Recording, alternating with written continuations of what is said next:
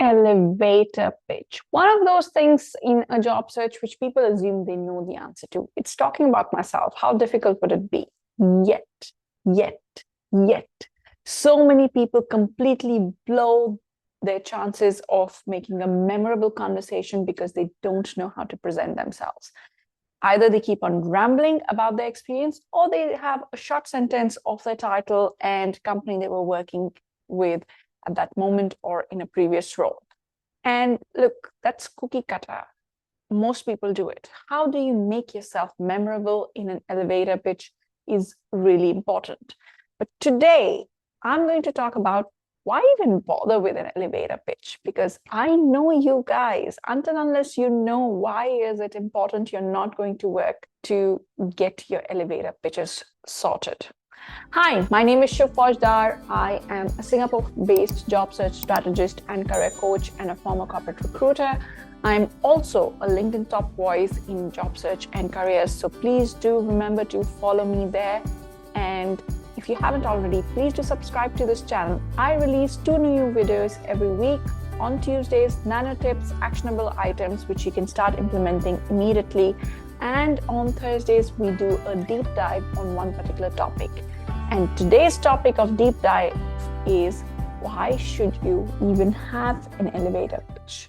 Okay, so first is very obvious things. If you are actively looking for an opportunity, you will be using your elevator pitch in a lot of things. Number one, when you are going for any of the networking events.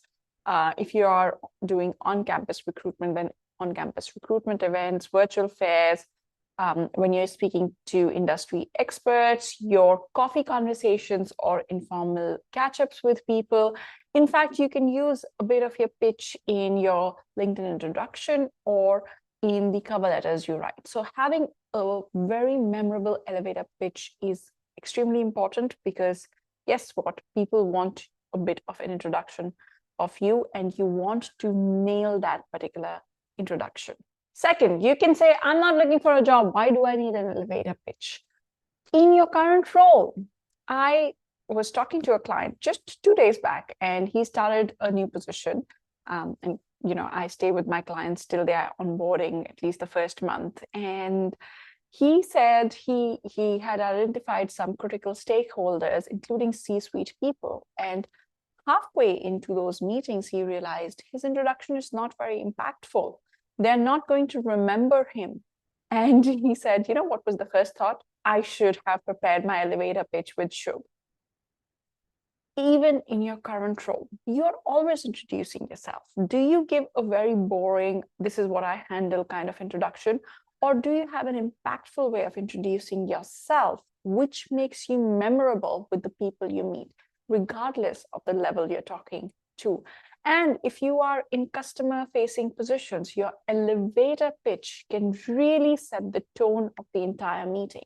So doing that introduction becomes extremely, extremely, extremely important. So have your elevator pitch prepared forever. And the third thing is uncovering opportunities which you did not even know existed.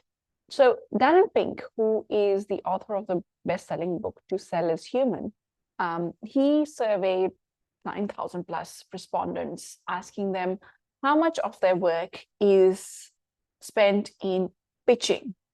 And regardless of the role, by the way, it wasn't only for salespeople. And the answer was about 24 minutes per hour is spent in pitching. That's 40% of your time. We are pitching all the time to internal stakeholders, to external stakeholders, with our kids to do the bedtime.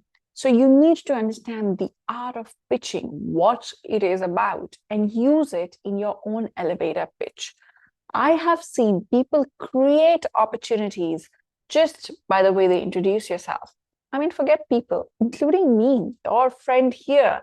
I remember once I understood the importance of pitch and I had my pitch prepared, I would take Uber shares and Grab shares, and this was pre-COVID. And when my fellow passenger would just engage with me, we would get into the conversation of what we do. I've sold my services in those rides. And in Singapore, our rides are really short, 15-20 minutes. So being prepared made all the difference rather than rambling on with things. So your pitch is critical because you don't know when you will meet somebody who can change the trajectory of your career and your job search.